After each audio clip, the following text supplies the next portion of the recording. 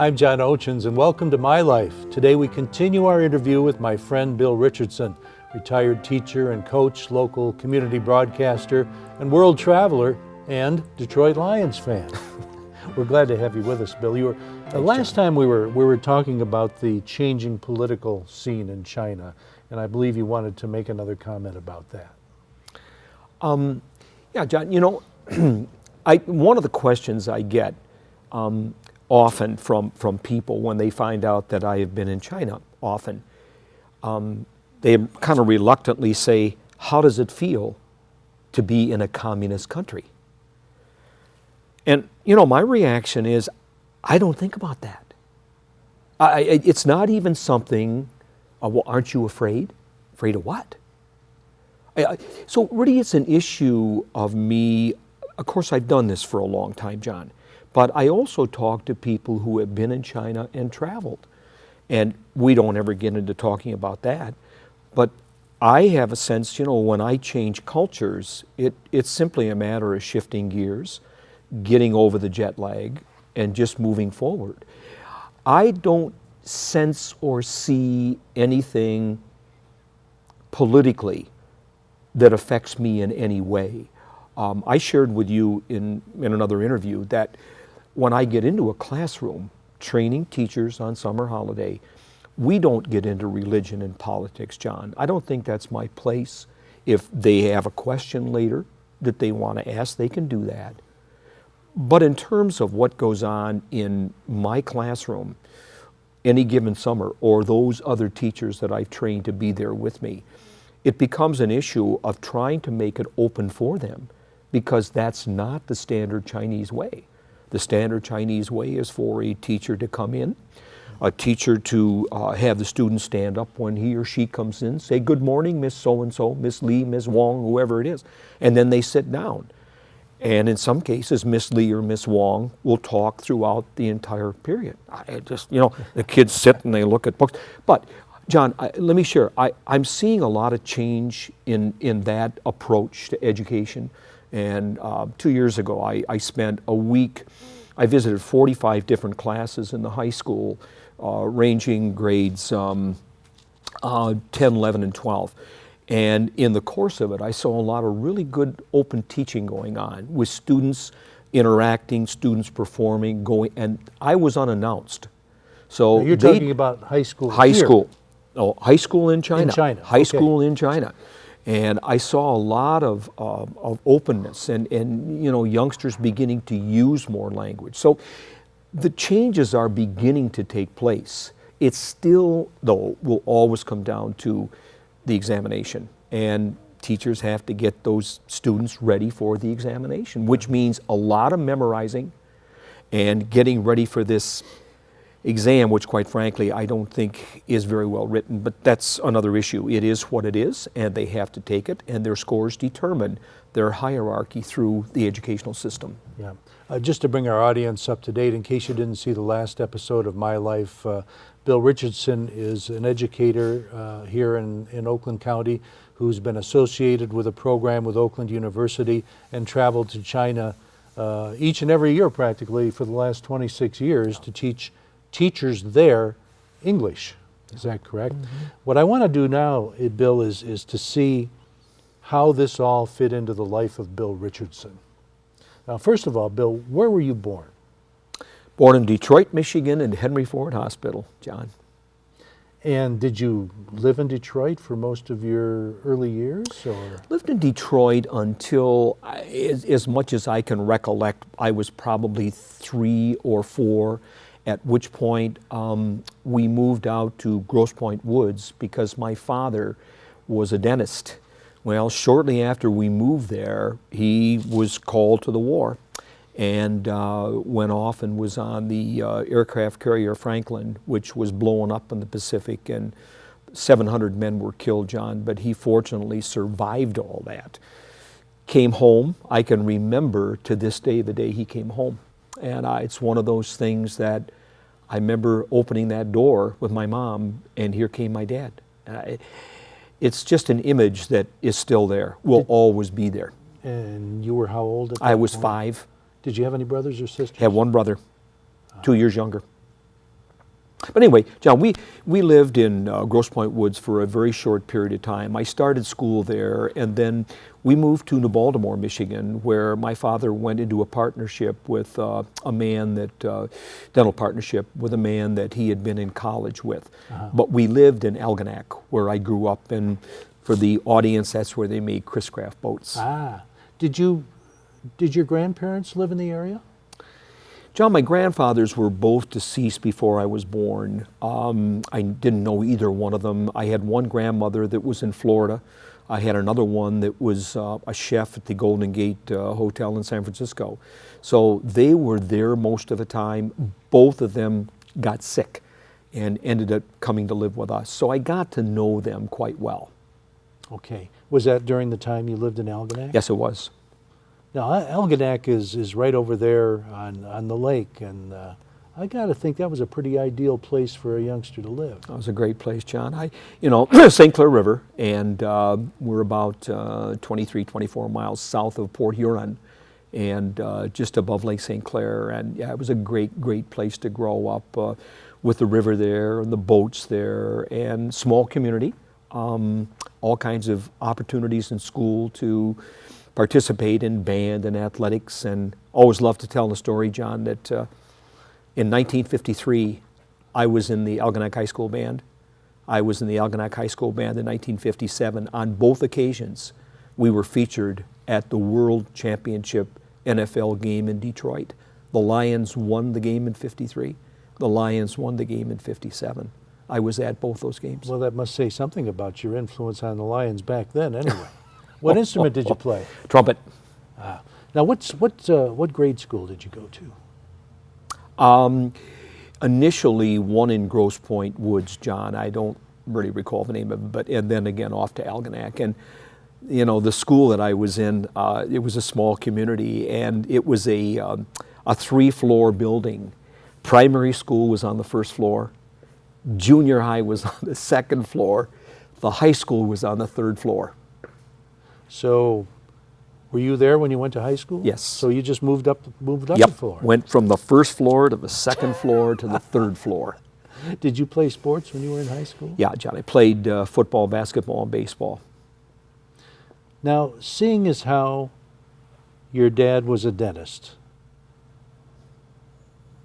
education must have been up there in your family. Yeah. Did he encourage you to do anything specific in college, or did he want you to be a dentist? No. You know, John, and just to, it's a really good point that you're making here. And back in that era, and again, I precede you in these eras, but it was understood at home that education was valuable, and you were expected to go to school each day, and you were expected to perform to the best of your ability. I didn't feel any pressure. That was just a way of life for me. And so I did go off, and I was a good student. I was not the best.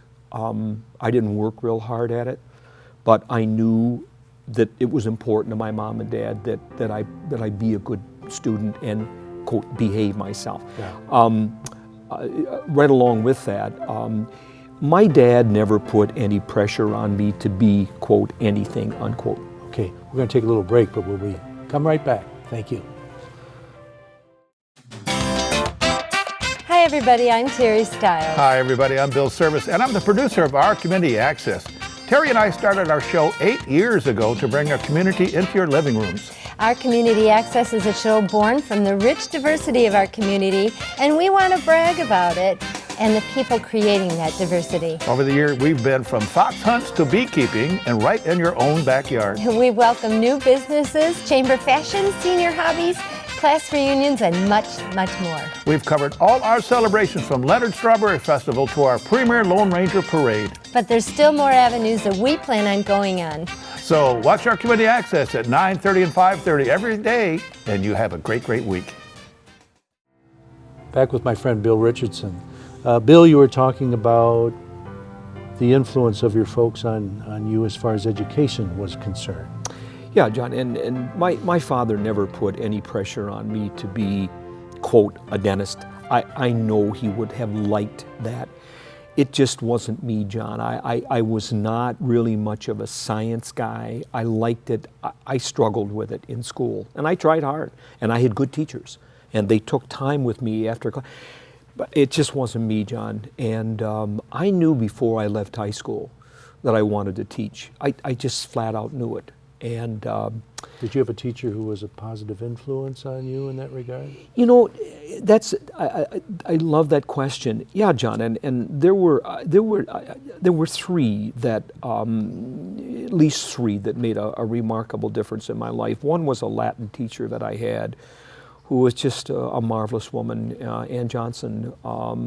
And as a result of her and what I experienced in her Latin classes, I actually became a Latin major at Albion College. And that was, my graduate degree. But also, and I always like to talk about this, Dick Garrett was my football and baseball coach. And this man in high school? Yeah, in high school. But this man taught me things that could not be taught in a classroom, and that was, a discipline on the athletic field, the realization that you're going to have to work hard if you want to get anything out of life, and you can't quit. You got to stick right in there.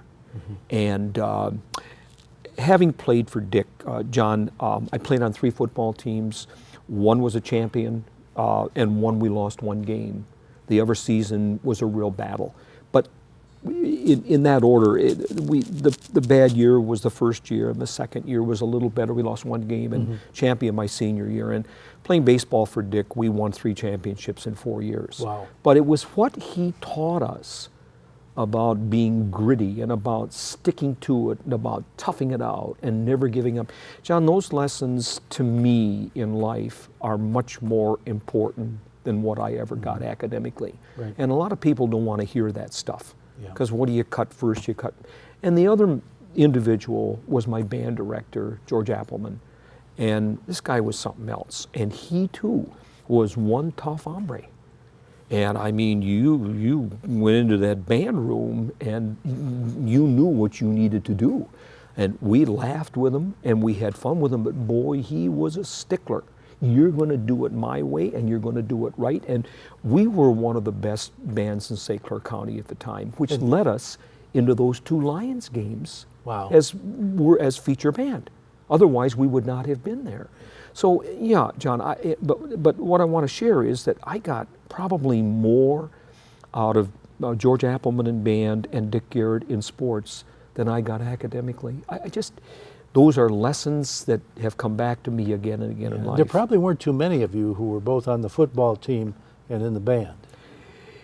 No, there weren't, John. There were a few, but there was, some rifts back then between the band guy and okay, you got to let him go to practice. We got to go here. But they worked it out, John. They worked it out.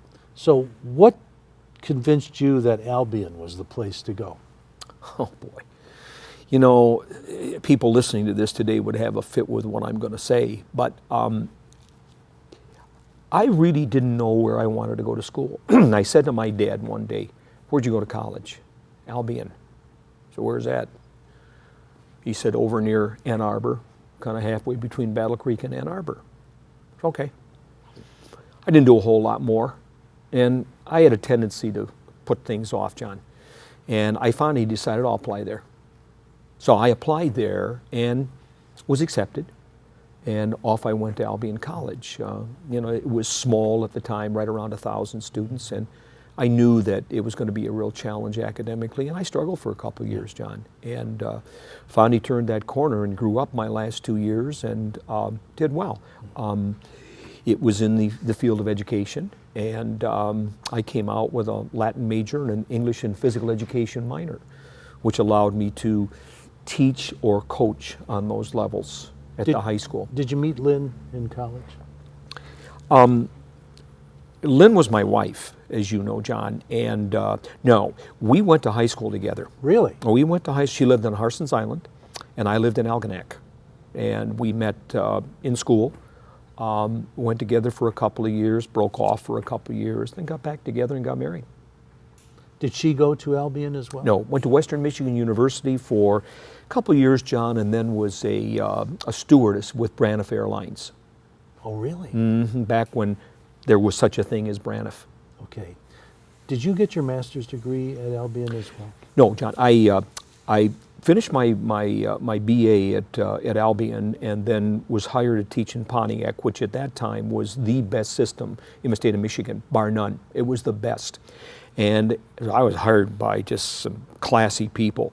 But anyway, I realized in the latter part of the 1960s that I needed, for a combination of reasons, I needed to go back to school to look at the possibility that maybe I could possibly get into administration. Also, there was some contract stuff involved that I could make a whole lot more money if I had that master's degree. So 4 or 5 of us that were on staff, all of us young at that time, decided let's take a look at Michigan State. And anyway, 4 years later, I finished my degree at Michigan State.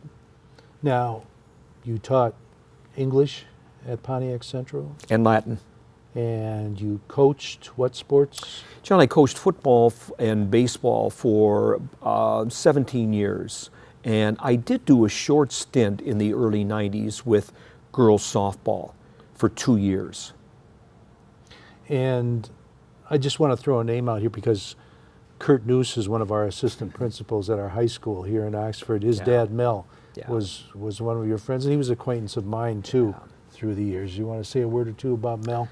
Yeah, Mel Noose and I met Mel in 1962, John, and knew him well until his passing a couple of years ago. And Mel kind of took me under his wing. I was a single guy. I really wanted to get involved in some coaching, and there was something that led into that, and they grabbed me right away. They said, look, we need somebody right now. And so Mel and I did some scouting together in football. But I was on the field with Mel every day, and Mel said, hey, I need an assistant baseball coach. So I said, geez, I'd love to work with you. So Mel and I were very, very close friends. The guy was a great teacher, both in the classroom and on the athletic field. Those who played for him across the board loved him, for the most part. And, there's always exceptions, John, certainly. But he made a difference in the lives of thousands of young people. And he was a very successful baseball coach. He was a tremendous wrestling official. A lot of people don't know that. And just a really good friend of mine. But I can remember going to the Noose home and sitting down at night and having dinner with Mel and Kim and Dave and Chris and Glennie, and then of course Kurt and the other ones came along a little bit later. I didn't know them like I knew the other ones, but great guy, great educator. We're going to take a little break and we'll be right back with Bill Richardson.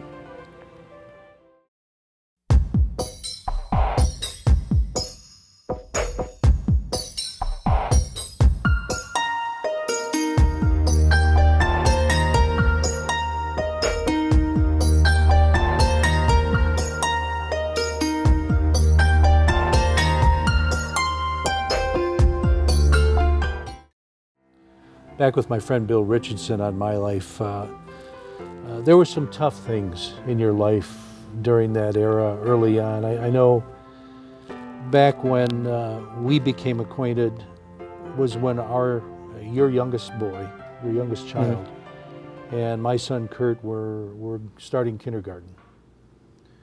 And David, your son, we picked him up and took him to school a few times because we lived in the same neighborhood together, and everybody was pretty close back in those days in that neighborhood of Drayton Woods in Waterford. Your son, your wife Lynn was fighting a cancer battle. Would you care to comment a little bit about that phase of your life and what you were dealing with? Yeah, John. Lynn and I had grown up together, as I shared earlier, in Algonac and Harson's Island, and we're very much in love, and along came the 4 children. And after the young one that you just mentioned was born, I noticed that she wasn't right, and walking around and limping, and I finally got her to go back to the doctor, and she was diagnosed essentially with spinal cancer and died at age 34.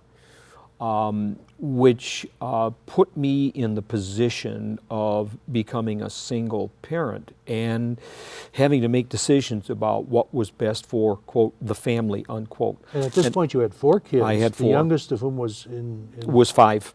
5 years Yeah, old. in fact, the children that year were 11, 9, 7, and 5. But anyway, what I did at that point, John, was, and I had just gone to, I was just promoted to the assistant varsity football coach, but I stepped out of all that. I stepped out of baseball and, focused just right on the kids. And I learned how to use the washing machine, how to use the dryer, how to cook.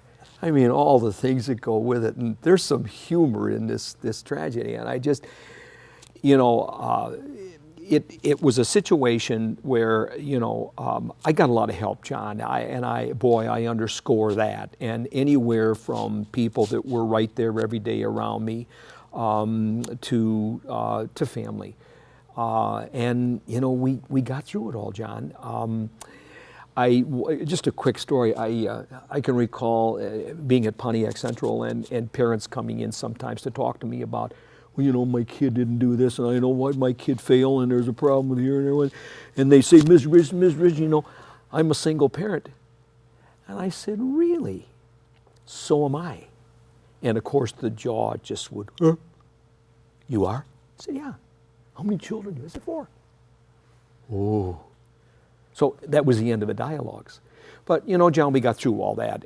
But I would underscore again, it was not without the assistance of people that were right in that neighborhood and also family. And today the kids are all in professions and they're all involved serving the public. So I'm very proud of them and Absolutely. And they've done well. Your 2 oldest are They've working done for well. the Sheriff's Department, I believe, Oakland County Sheriff's. Yep, the daughter's a nurse. Nurse. And the youngest one teaches special education at Bloomfield Hills High Bloomfield? School and coaches 2 sports. Wow. So things are good. Do you, when you have family gatherings, do you ever talk about those times? John, no. Periodically something might pop up, but not a whole lot.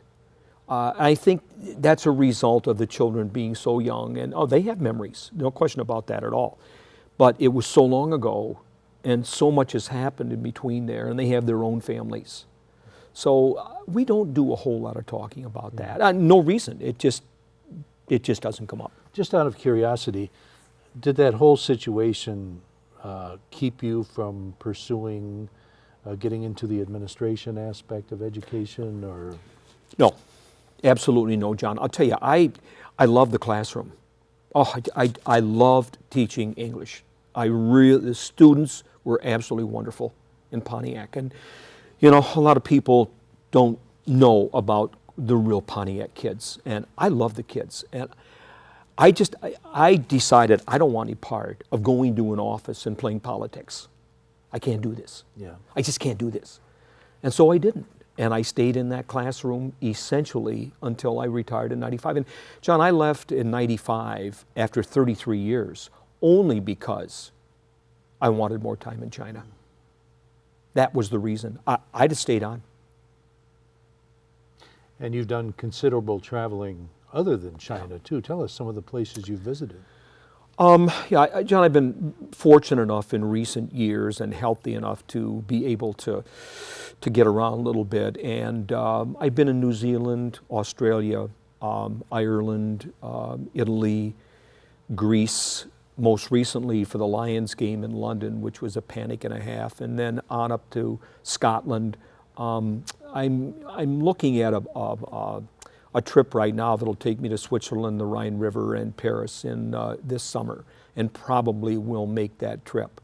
I would just share that with you, with the audience, if you have not traveled internationally, do it once before you check out and see another part of the world. John's laughing because he and I have talked about this before. Said you got to travel once outside your own country. But the experience of seeing another part of the world, the people are phenomenal. I mean, I don't care where it is that I've been in the world. It's all about people and about sitting down with people. sometimes just casually over dinner or in the bar, in the pub, wherever it might be. It's all about people. One thing that's near and dear to our hearts here at the station is community television. And you were one of the pioneers in that area in Oakland County. You started with Waterford back when cable first came into being. You care to talk a little bit about that? You know, John, I can't even really tell you how that got going.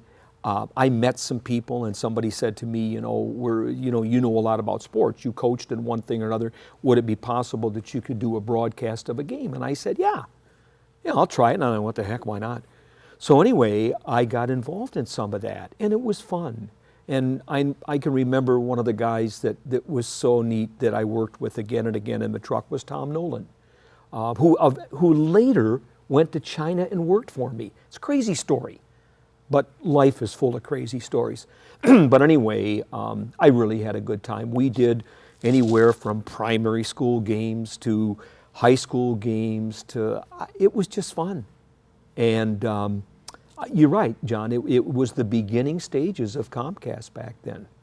I remember they had something called, what you have to remember is, a little while before all this came about, people got their TV signals through an antenna on their roof. Oh yeah, including me, including you. And what there was of cable TV in the country was in mountainous areas where the only reason it existed was because it was impossible for those people to get the TV signal by way of an antenna.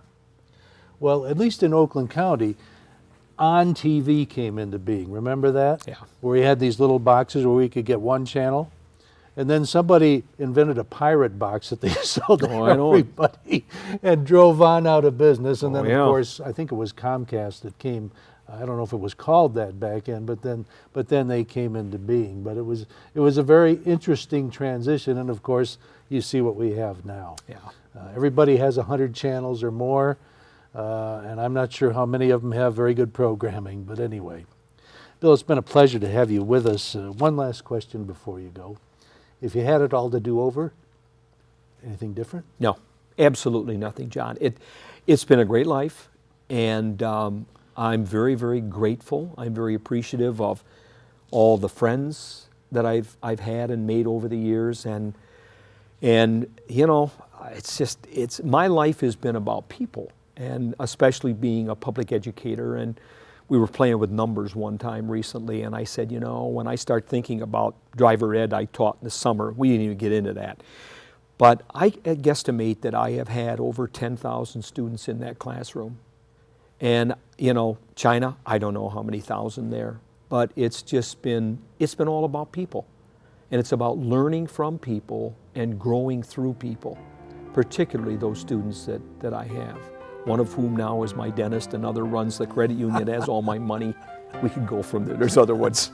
Well, it's been a pleasure to have you on Thanks, our program. John. Thank you so much for joining us. Thank you for joining us too, and we'll see you next time. Thanks, John.